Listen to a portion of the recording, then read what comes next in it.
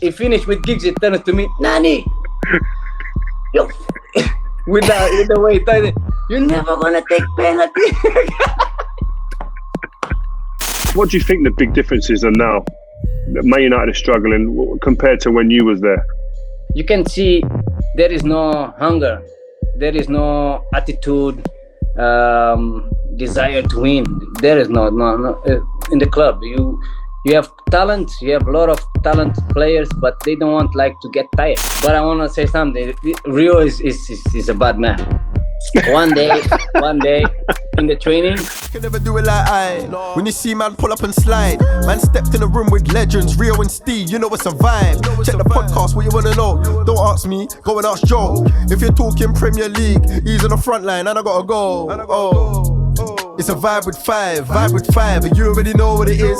It's a vibe with five, and you already know what it is. Vibe with five, and you already know what it is. It's a vibe with five, and you already know this. Yes, ladies and gentlemen, it's Joel Beya here with Stephen Howson and Rio Ferdinand. We have a very special Vibe with Five guest today. Oh my gosh, what a footballer. You know, loads of tricks, loads of ability, international player, Portuguese superstar, the man himself, Nani. Thank you very much for joining us on Vibe with Five. How are you doing? You okay? yeah, doing very well. As you know, on the other side of the world in Australia, new challenge for me. Yeah, but with family here having fun. So excited to see what I'm gonna do here at this league. Well, we can get to that, yeah. But we need to go back. We need to rewind it, Nani. When you found out Man United were coming for you as a young kid, what was that feeling like for you? Yeah, it was a big surprise. I was doing well at Sporting Lisbon. I think was my second season as a professional, and I started to hear some rumors about some big clubs in Europe. And at that time, I was with George Mendes, and he came to me and then he asked me where I wanted to go. I said, I want to be in one of the best clubs in the world. So doesn't matter. I just want to be in the middle of the top players. And then he gave me some options. And in the time he talked about Man United, he mentioned the name of Cristiano and Carlos Queiroz. And then he said Ferguson had a very good strategy for me to put me on the team and build up my my time at United, and it would be similar to Cristiano Ronaldo what he was doing at a time. So yeah, soon as I hear that, I was so happy and feeling more comfortable because I was so young and a little bit scared of traveling to a different country without nobody to be close to me and help me. And so when I heard the name of Cristiano and Carlos Queiroz, they were Portuguese, could help me at that time. Made me much more confident to move to Old Trafford. Well, you said that you were scared, yeah? The people would be some people think, oh, he's a footballer. How's he scared? What was you scared of exactly? And what was the feeling like when you moved over here and to a different country? And who were big helps for you when you was here? Yeah, I was scared because I couldn't speak the language, and my English even until now still not the best, but not bad. and you know how I was learning. You were having a lot of fun when I was trying to say some things. So real very, very bad person. No, you was taking English lessons. Fun. I remember after training, you used to go upstairs to the classroom and do English lessons. But Anderson never went. He never went. He still didn't go. Bad English. Yeah, I went for a couple of weeks, but after I give up because it was more fun talking with you guys at the dressing room and then on the table, at dinner, at the lunch. We're having much more fun. It was much easier for me to learn, But yes. Once I arrived there in Manchester, it was so easy for me, more than I was expecting, because the team was fantastic. The way you and the other experienced players receive me, like there was not a big difference of the age. You couldn't see that. So they put me like it's one of our teammates, and yeah, they give me the responsibility. Um, they accept my personality, so that made me grow up so fast in the first year. And obviously, when you ask me who was the players who helped me the most at the beginning, was it's normal. I was living with Cristiano for 1 month at his house, but it's not because I'm talking with the Rio here. He was one of the important persons in the dressing room for us, for me, for Anderson, everyone. Every time he had a little bit more passion with us, and he was involving with us, playing around jokes and trying to make us feeling comfortable, even sometimes teaching us some English words, and that and that was making us much easier, um, comfortable in the team. And then that's why we wanted more, being close to Patrice Evra. I can't forget this man, because these two Rio and Evra together was every single day a discussion. I remember that was funny. But we had a group, funny group. Our dressing room was one of the best until today. I continue to say that was the best dressing room I have ever had in my life, and then I learned everything from there, because we were not just the players. We were like soldiers, men with everything. Sir Alex Ferguson was asking at that moment, is because he used his words, and we just had to follow, and that was amazing. Nani, now you leave Manchester United with 4 Premier League titles, 1 Champions League, 2 League Cups, 4 Community Shields. But I want to take it back to day one when you get to the training session. Who is impressing you there? Because you're obviously a young, talented player, but you've also got a lot of talented players at Manchester United. Who do you remember at the time? There was a lot of talent players. I remember, I don't remember who exactly I was talking about this, but I remember I had some conversations in the past, because I was a player like who likes to have fun every single time. So when I was going at the training ground, sometimes you could see myself, I was distracted when was supposed to be very serious and focus on the training. I wanted to play and I wanted to laugh, and sometimes was too much. But one of the things I was doing very well was like paying attention what each player is quality, and I was taking a little bit from each other. And some of the players was the touch on the ball, the playing in first touch. Some of the player was more the technique, the way they control the ball.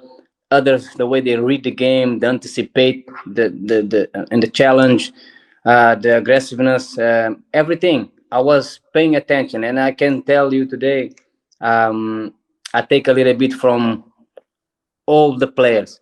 I remember Paul Scholes in one session. He was the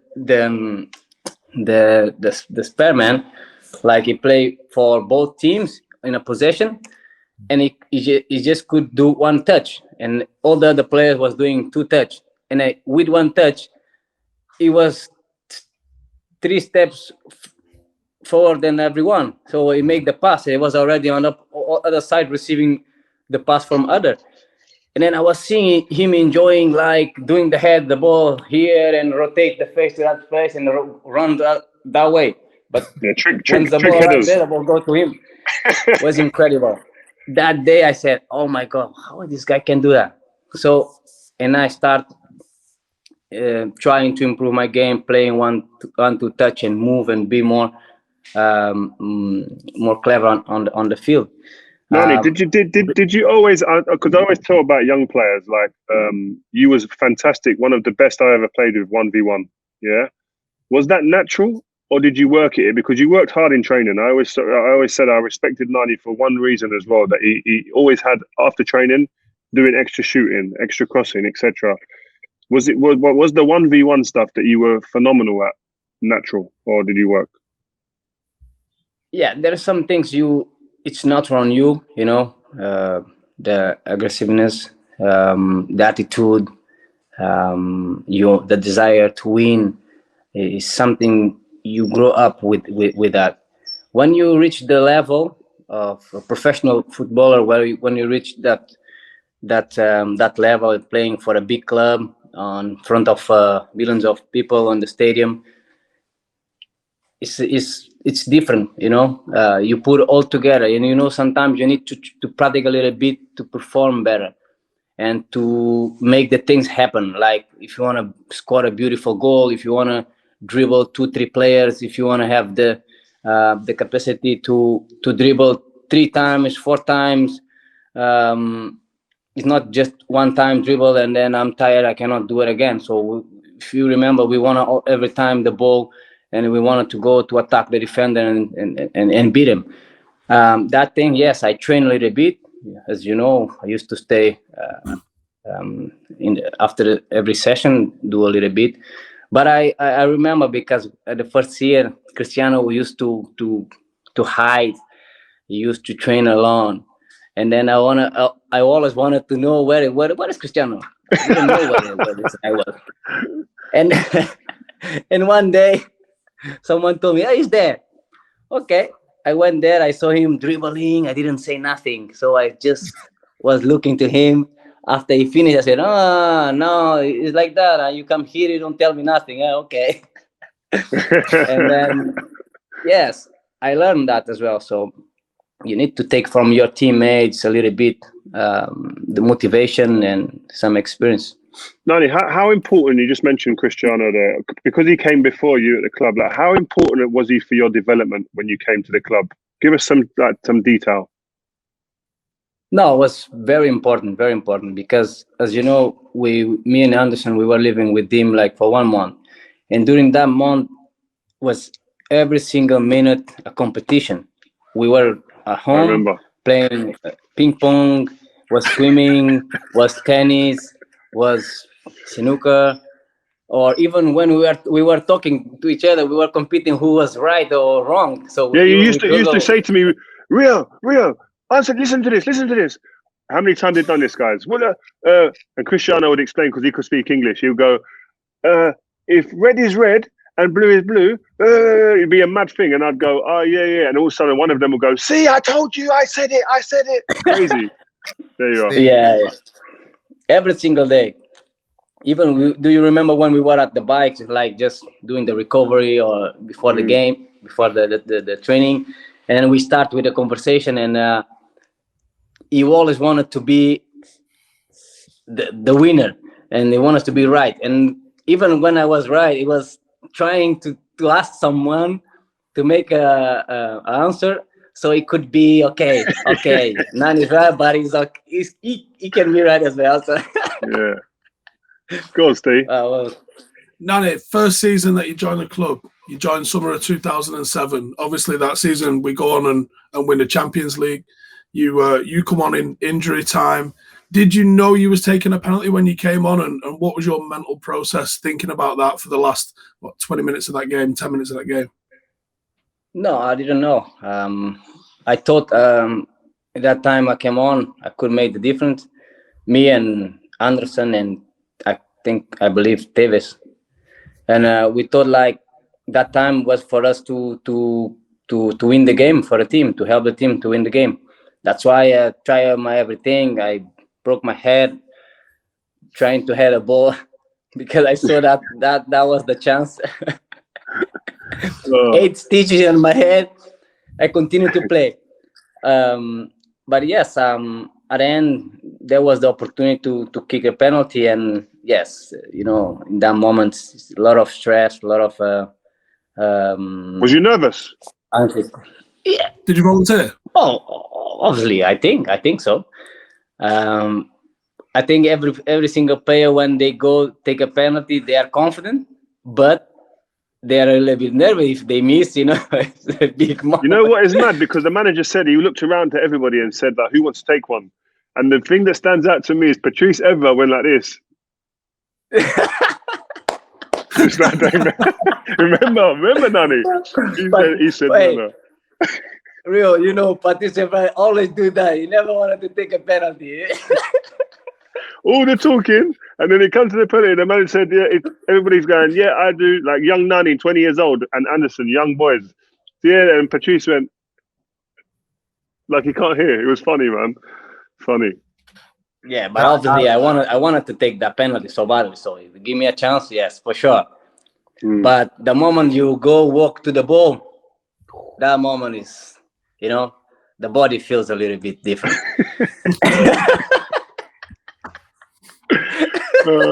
When I went to take the penalty, Cristiano he missed a penalty before. Yeah, I think 2 penalties before. So when you see Cristiano missing the penalty, like even more stress. I said, now I cannot miss. So yeah, everything went well. Thank God you done it. Yeah. Question is, you speak about the relationship with you and the players, and I can even see you and Rio. There's obviously a connection there as professionals, but also as friends, which is really good to see.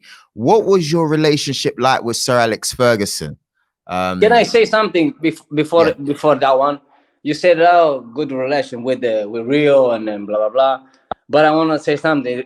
Rio is a bad man.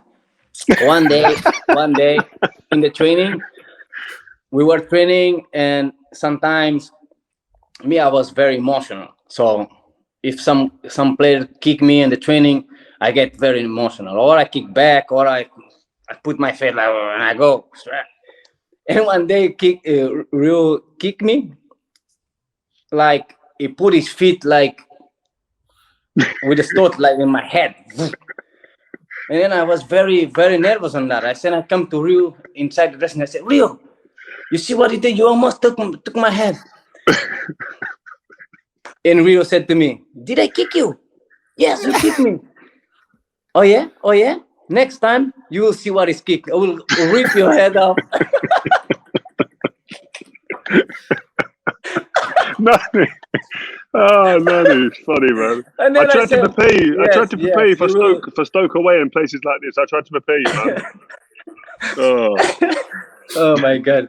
Rio and Vidic in the training, you cannot go like compete with them. Like, don't make them hungry. Just train, okay? Because when these guys turn the head, it was difficult. But he made us strong. Rio said a few times that training at United in that era was harder than any game. Would you back that up? Do you think that's correct? Yes. I don't know if Rio remember one session where Carlos Queiroz told us after 5 minutes to go inside. Finish the session. Yeah. Because I was with Vidic. Me and Vidic, we always train hard. And Vidic is crazy. And then he was holding the ball, waiting for me to use my body, and then we like there, body to body, push each other. And then I was doing the same. The ball come to me, and when I'm waiting for Vidic. And then after, I don't know who started this, but I think I saw Paul Scholes go to the knee of someone like this, and then everyone start kicking everyone. And then the Carlos Queiroz said, shh, guys, it's okay, go inside, everyone. It's true. The intensity in the training, was like crazy. Like sometimes the coach used to have to stop the training session because like people would smash people, like because you've gone 2 or 3 goals down in the game at the end of the session, or somebody's bodied someone and took it personal, and they're going through other people. It used to be crazy. Like the arguments at training used to always arguing. Every day is an argument. Rio, you spoke about some of the incredible goals off air that you had seen Nani score even in training. And now the reason why I talk about training is because that's where we get the inside information. Can you talk us through some of the great stuff you've seen Nani do on the pitch? Nani said I'm a bad guy, but Nani was a bad man too, Not just for goal scoring with both feet. Both feet, he hit the ball as hard as anybody I've seen, both sides, right? But when Gary Neville and Phil Neville was getting a bit old, Nani. Remember, I used to try and go and stand next to them and take liberties and try and take them on all the time. Like, you know, like picking on people. It was bad. It was very bad. But it was a great atmosphere in the training ground. And speaking to Nani is reminding me a lot of stuff, like the competition. How did you deal with competition? Because remember, you're there, you're a young kid, you come in, big impact in the Champions League final, winning the Premier League, etc. Then the manager goes and buys Ji-sung Park. He goes and buys Antonio Valencia and other players in your position. So it's more of a fight. And we have Cristiano there before that as well. How did you deal with competition? Yeah, at the beginning was difficult to understand the how big the club was and the mentality and the philosophy of the manager managed the players, because there was a lot of players for my position and a lot of big players, big stars, and I was the small star when I arrived in the club. And I had to work very hard. And at the beginning, I did 1 or 2. I remember because we went to do a tour with the team, so I was feeling like I'm in a team like for so many years, because there was not a different way of treatment from any player. The player was like talking with me like they knew me from so many years, and then making jokes, making fun, asking me to do this, to do that. I was feeling home. So when we start the season, I was feeling part of the team. So there was nothing in my head from the past. And obviously I had to wait for my time. I had my opportunities. And then I remember when I start playing well, I scored 1 goal against Tottenham. We won. And certain time the coach decided like putting me 5 games away, away on the bench. In the bench. I didn't understand that. And then I went to ask, why? What happened? What I did? What did something wrong? I'm training wrong? Or I said, no, you need to. You went to the manager? Yes. Okay. Do Carlos Queiroz, remember? Okay, yeah. And they said, no, you did nothing wrong. You're training well. This is just the way the club goes. There are a lot of players. You need to wait for your opportunity. Just keep working hard, and then you will see. And then, of course, by me, I want to play. I don't want to wait. I was feeling strong, a lot of energy. No, I want to play. But yes, finally the opportunity came, and then I started playing. I was one of the most players played in the Champions League and then everywhere. It was a very good season for me. But yeah, it was difficult to play when in the time where you have Giggs, Ji-sung Park, Rooney even was playing sometimes in the left. Tevez, Cristiano, a lot of players in best form, so it's difficult to manage that. But I was feeling very comfortable, very confident, and I would take any player in that time. I would play any team, no fair for nothing, and yeah, it was nice. Good. What was your relationship like with Sir Alex? My first 2 years was so scary, man. It was so scary because I had a lot of respect from the coach and from the ways he managed the club and every stories we hear about him. And at the beginning, I didn't really understand him very well and what he was trying to do with me. And sometimes it was difficult for me to take some hard words or some moments where I didn't do so well the way he was expecting. But I didn't understand. It was difficult for me. If someone didn't come to me and say, no, relax, it's because he likes you, he expects more from you, it was difficult for me to understand. But my 3rd year, I understand him much more. My English was much better, and my relation with him was, my responsibility on the team was much more because Cristiano left, and then I had more communication with the boss. I felt more important, so that's my time to show up and and be responsible. And then he starts talk more, communicate more with me, and we're more close. Even is my neighbor. So sometimes I took him home, and we were talking in a car. Yeah, I feel much comfortable. And if I did something wrong, whoa. Sorry, Nani. So this is, I forgot this. I totally forgot this. We used to kill Nani, right? Because he was a neighbor of the boss, yeah? He used to get in his car after the away games, and the boss would be in the passenger seat in his car. Can you imagine? Like the guy just say, "Oh, daddy, I'll see you, daddy and nanny, father and son." Unbelievable. I don't know how he done that. It was amazing. Anything to get in the team, Nani was doing. Rio. Do you remember that game in Fulham? I was in the bench, and then the manager put me on. We were losing 1-0. And then I immediately, straight away, I came on. I was fit. And then I made the difference. We draw, and then I don't know. I suffered a penalty, or someone suffered a penalty. I went. Giggs was there with the ball. I pulled Giggs aside. I took the ball. Yes, I wanted to take a penalty, and I missed the penalty. My goodness. Yeah, that game was finished 2-2. Was supposed to finish 3-2 for us with that penalty. So we came inside the dressing room. First of all, he kills straight away Giggs. Giggsy, with your experience, what the hell you doing? Why you let me take?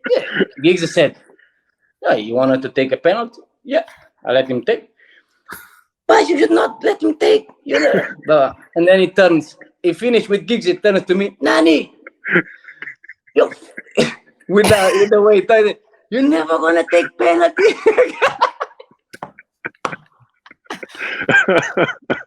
Oh, it's funny. I remember. Oh my God! No, wait. And then we went home. We arrived in Marcus Field, I think so. Yeah. So and the gaffer lives next to me. So he was asking, "Oh, anyone lives in Winslow?" And I'm like, my friend. I don't want to take you. I don't want to take you.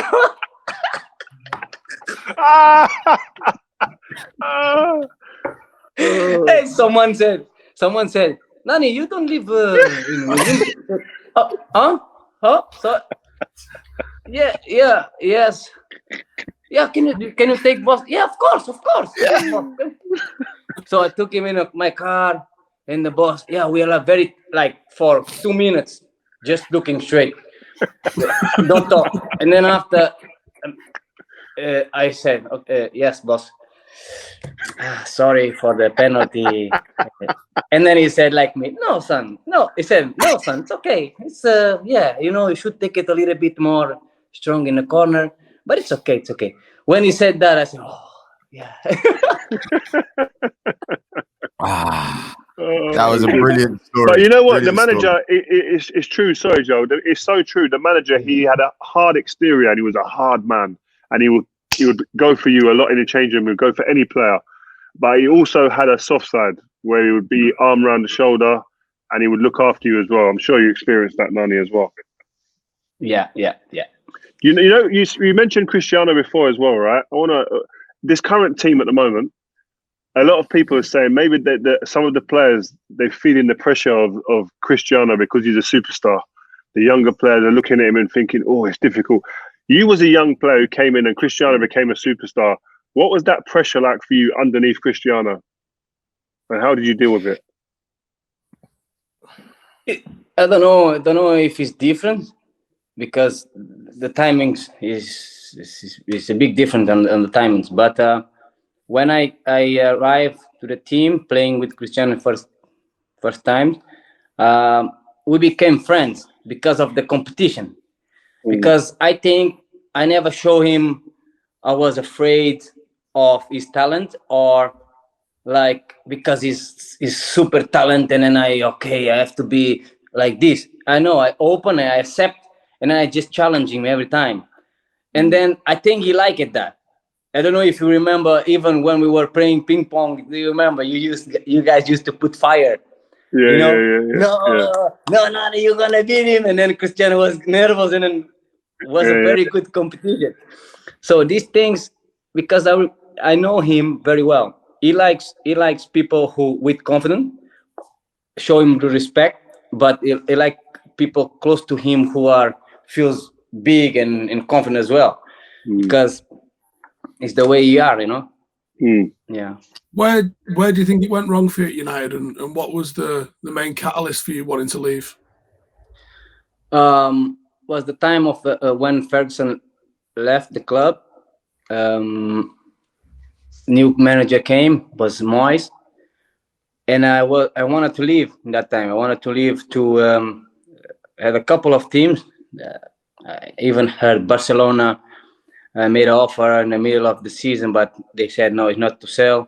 I had Chelsea because Scolari was there and he wanted me to go. We had Arsenal, we had a couple of teams, even City. They went to my house. They asked me, but Moyes came and then he called me and was in vacation and he said, "Hello, Nani, I know your situation.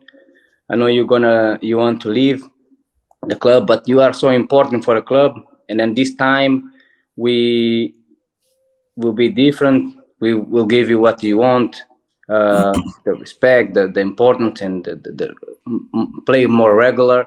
Because I had a moment in at United where I was playing. I wanted to play more regular. You know, I wanted playing much more games. And then I was like, I didn't have a good time for a short time, and then I wanted to change the team to new challenge for me. In that moment when Ferguson left, Moyes came and promised me something, and then I was very motivated to do so well in that year.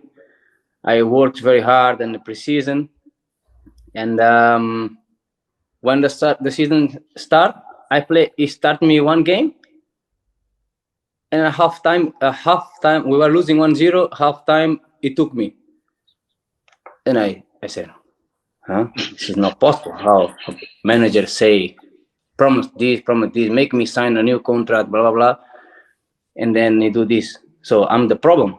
So you're saying to everyone, halftime 1-0, I'm coming out. He's saying I'm the problem. So yeah, I was so hungry."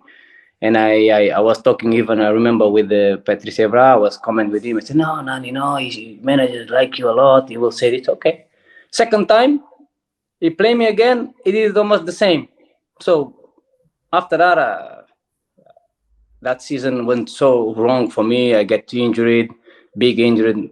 The biggest injury I had in my life was there in that moment. Yeah, because that. So my head was not good anymore. I had the World Cup. I had to recover for the World Cup. I did the World Cup, and then after the World Cup, I wanted to leave. But I wanted to leave, but I always wanted to stay, because I just wanted the club to give him that moment what I wanted, and it was not about money, because I had a good contract as well. I just wanted the respect and give me the importance in that moment, because Ferguson left. So these people must understand, the new coach needs to understand who I am. I don't need to show them again. I said that to Luis Van Gaal. Van Gaal, when he arrived, he called me to his office. He said, "Oh, Nani, I have my player ready for that. Which position you think you can play?" I said, "Any position at the front. Just tell me, we train. I will be ready to play there." And he said, "No, in this, I think you can play in this position." It was like number 10. So okay, I can play there. I show you already. And then he said, "I have my player already. It's for this position, and you will be my second option. But for the moment, we will see." I said, "No, thank you, but the time I have to prove something, I prove already. So I don't need to prove anymore. I will leave." So that was the moment I decided to leave. Wow. My question is, I know you explained what's happened, but can you describe your relationship with Moyes after it was going on? I know you said you spoke to Patrice, but I mean with Moyes, what's it like when you're seeing him every day? And also your relationship with Van Gaal afterwards as well? What was that like? No, with Van Gaal, I didn't have no problem. Never, always with respect. And then we didn't have so much time to talk and for him to see me. He just saw me train, and I was training very good. But he had already, when he arrived to the club, I saw he had already his ideas, which players he wants and which players he don't want. And I knew I was not on his plan. So maybe even if I was changing his idea, I was a second option. Everyone was in front of me. I think I was already 4 or 5 years in the club, 6 years or 7 years. I don't have to prove nothing to a manager who arrived. Okay, I need to prove on the field, in the training, every single day I'm the best, but he cannot tell me I'm third option or I'm going to see if you are good. Come on. I've been there and what I've been doing in the club in the last years. Understand? So, okay. Yeah, come on. Yeah, 4 Premier League titles. Go on, Steve. You've played quite a few different places now, and some, I would say, almost like unorthodox places. Obviously, you've gone to America, you're currently in Australia. What do you think you've picked up from playing football in those different cultures?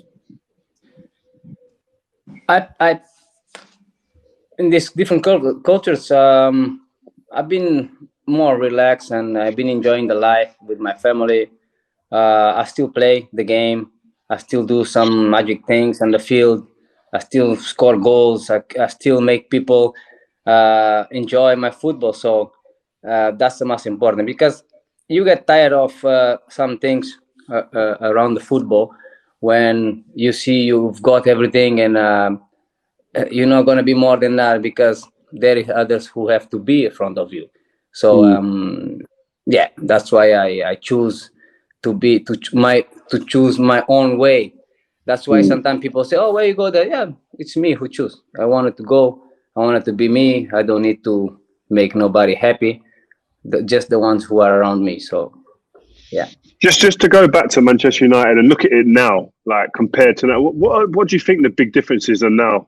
Man United is struggling compared to when you was there. Well, it's obvious. When you look, there is no. I don't like to talk too much sometimes. I don't talk about players. I don't like, but you can see there is no hunger. There is no attitude, desire to win. There is no in the club. You have talent. You have a lot of talent players, but they don't want to get tired to win. Like if I have to get sweat to win, they prefer to not sweat. Make one run. If I have to challenge that ball, I will not challenge. You know what we used to do. If I didn't run back to defend and attack, I was tired sometimes in the games. My legs was heavy because making so much runs.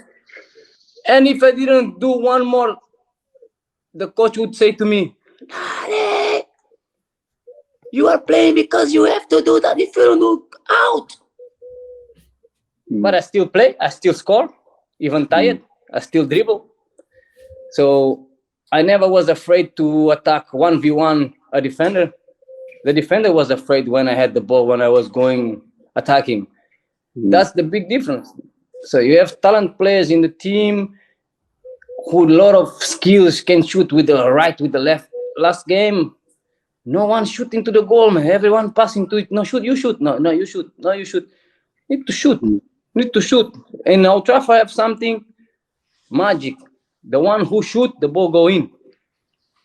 It's unbelievable. Me, when I was going to shoot in Old Trafford, I knew it was a goal. I knew. It's called absolute bangers and all. What was your favourite goal, United? Huh? Your favourite goal in Man United? Against Chelsea. Oh, this is my one as well. From the right side, bam. Yeah. Or Middlesbrough. Middlesbrough was a good goal as well. Middlesbrough's probably mine. Yeah, but I prefer the Chelsea because Chelsea, the game was big team. That was a fantastic game. We we killed them. It was 3-1, and then I could score one more, and we had the penalty. Rooney take the penalty. No, that Nani, was really forgettable. going back to what you mentioned there, it's interesting that about working. Everyone knows you for being a great football player and skills, 1v1, explosive goals. How was it for you having to change your mindset to about the working element, the working hard, and from the manager, but also from the players in training demanding that you have to work or you don't play?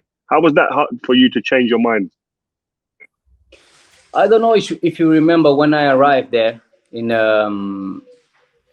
my first games. I was used to play in the Portuguese league, and every small touch, I was going down and I would stay in the floor for a couple minutes, seconds. You remember? And the fans. What changed me was when even the fans start boo to me. When I understand, even the fans was like not liking that thing. I changed, and then I started to put myself more aggressive. Obviously, in the training with you guys, give that to me. But as soon as I turned myself more aggressive on the field in the games, like not afraid of nobody, challenge, cut the legs and then go and smash. I was feeling more comfortable to dribble, to attack 1v1, and I think that's very important on the field. I've got a couple questions I want to ask you first, and I want to bring it back again to Man United. Looking at where you currently are, I give Rio a lot of questions to see what it would be like if you guys were playing now with everything going on. Now, Man United have had, bad results so far against Brighton, Bournemouth. What would you expect from Sir Alex? This is to the both of you after such performance, to be honest with you, lack of effort. I'm hearing that Ten Hag's got the guys doing extra running, etc. Have you guys been in a situation where the result was so bad? And what is the manager's reaction afterwards? You want me to speak first? I want you to go. Yeah, me, you go I think the manager maybe it could do two things: or don't say nothing and just act. Like maybe the next game, we know it will change a lot. Will be a lot of changes, and then every player in that week will like thinking, "Oh, the manager is hungry, not saying nothing," and then who's gonna play? Who's gonna play? And then everyone like is fighting on the field. We really know that because we had some situation when we lose even for 1-0, 2-1 against Liverpool, something like that. Or it would shout and everyone pointing to the responsibility to each player. But I prefer the one you will don't say nothing, because it's a big you can have a bad day, it's 4-0, but it will change. It will make the players thinking, I need to change, or I'm not good enough, or I need to do something different. I got two questions for you, Nani. I'll let you answer the first one, and then I'll go into the second one. Cristiano Ronaldo's been getting a lot of criticism. Obviously, you've been playing with him fairly recently for the national team. He's getting a bit of criticism saying that he's sitting alone and he's petulant and he's moody. I want to ask you, is he like that when things are going well, or do you think he's doing that because things are going wrong? Look, it's a long time we don't play together. Cristiano is not a kid anymore. It's just, times change, and the reactions and the attitudes can change as well. But as we see, he do the same thing as usual. He don't like to lose. He reacts when the team is not doing well. But only different is it's different times. He's playing again at Man United, but he's been all over the world doing well in the different teams with different players. And he's on a team where the managers are trying to build a strong team, and it's not easy. Takes time. But for Cristiano, you don't have time. You don't have time to lose on building teams or waiting for the next season. We will be better. He wants to continue to be at the top, scoring goals, being the man, and then that's why the reaction is normal. We will obviously have a wrong reaction sometimes. The second part on that question then, 2016, would you agree that was probably your best season in a national shirt? And can you talk to me about winning those Euros? Yes. You know, playing for your country is something very special. It's the best thing you can do, because as usual I say, we're not just playing for fun or for a club. You are playing for your friends, for your family, for people sometimes don't like you when you are playing in your club. They are cheering for you because they support the country. And that time was amazing because I was in my best form. I did great season in Turkey, and then I was representing the national team very well. I was feeling so strong, so confident, and I had the opportunity to play the final and win the cup. That was for sure the best moment of my career. When did you believe you was going to win it? I tell you something. I used to sit on a jacuzzi in that season, and I remember before the competition, a couple months ago, I remember I talked with Cristiano and some teammates, and I said, "Look, the way we are playing now, and the group. I feel the group. It was a very compact group, and the players was connect. I said, if we continue like that, we have big chance to win this Euro." And some was like saying, "Yeah, but we need to improve this." Yeah, but I think will be enough because we don't see big teams doing things so much different than us. So we have the chance because if we perform as a group, as a team, we have players to win the competition. We were talking like that a couple months before. And then when we everyone arrived to the talks like that, though, don't they? When did you really feel like you was going to win it, though? Everyone says when that. When we arrived to the semifinals, because when we start the competition was not too beautiful because we drew all the games. But when we arrived to the semifinal, we knew if we win the semifinal, the final must be ours because we've been playing like three extra times, and then we were so tired, but we were strong. We showed we were strong in that time. My question is, you're obviously doing your thing in Australia. Where do you see yourself, though, when you finish? Are you going to go into coaching? Are you going to go into media personality like Rio? What do you plan to do afterwards? Rio, you have a job for me? Yeah. Anytime, Nanak. And as well, if we play table tennis again, I slap you again. The backhand slap. Bro. Bang. Oh, Rio, that's one of the things I wanted to do. Believe me, we need to do that. The first day we met, we need to play one game of the tennis table. Remember, we invite in America, I have it on camera when I was slapping you. You was doing yoga, stretching everywhere against the table. Remember in America? Remember? No, so we need to have Cristiano watching, and we need to have Quinton Fortune, two of them there to be commentator and screaming and crying, laughing. Look, guys, I need to tell something. Rio is very, very clever player. He knows how to do the things. Inio was so good. So I said, Rio, let's play. He arrived there. Okay. 1, 2, 3. Bah! You win the point. Okay, I have to go. I come back.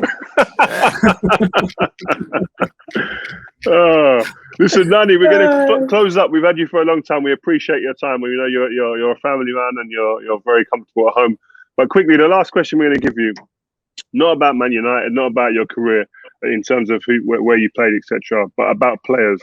Can you give me the players that you've played with throughout your career, your five-a-side team, the best players? No goalkeepers. No goalkeepers. No goalkeepers. No. So I would put Paul Scholes. It's first on everyone's list, man. Scholes is crazy. Deco. Let me see.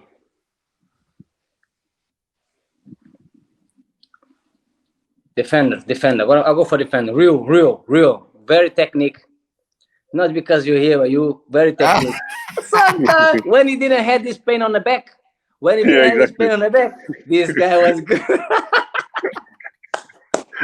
I used to walk in the training after the training like this. Look, Rio, Cristiano, just skillful players. And I would put, look, a player you guys will not surprise, but Rooney is one of the players. He may don't know, but one of the players I was enjoying a lot playing with him the last years. This guy is it's unbelievable. Why? Because he doesn't look, but he's so intelligent on the field. In his technique is on his way is very at the top. Believe me, very good. I learned. Why Paul? Go on. No, I learned a little bit with him. I enjoyed the last couple of years I was playing with him. I learned a little bit. This guy was special. What about Scholesy? What was the reason of Scholesy?